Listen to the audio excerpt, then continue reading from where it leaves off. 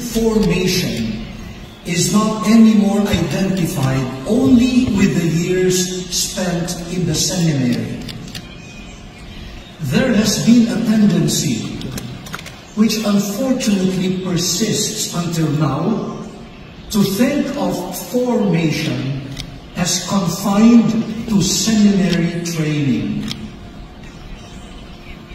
This has created the mistaken notion that ordination marks the finish line of formation. Once ordained, a minister does not need formation anymore. I was ordained because I was already formed, they say. So ordination means no more study, no more reading, no more prayer, no more spiritual direction, no more guidance, no more simple lifestyle, no more discipline. These are for seminarians only. I am already ordained, they say.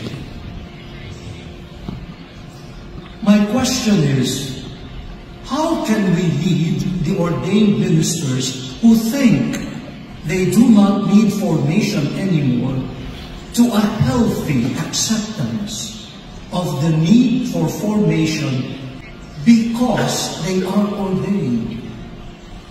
Because we are ordained to the service of God and the church, we need to be continuously formed. I believe this humility will help ordained ministers recover new energy and avoid a false sense of superiority and entitlement. The church will also receive the quality service that it deserves. St. Paul's words to the presbyters of Ephesus remain true, and I quote, "Keep watch over yourselves and over the whole flock, of which the Holy Spirit has appointed you overseers, in which you tend the church of God that He acquired with His own blood. I know that after my departure, savage wolves will come among you, and they will not spare the flock. And from your own group, men will come forward, perverting the truth." End of quote. Acts of the Apostles, chapter 20, 28 to 30. My dear friends, in order not to become wolves,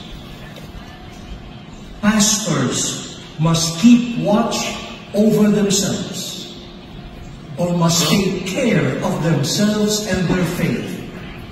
This is ongoing formation, and St. Paul already mentioned it, not to seminarians, but to presbyters.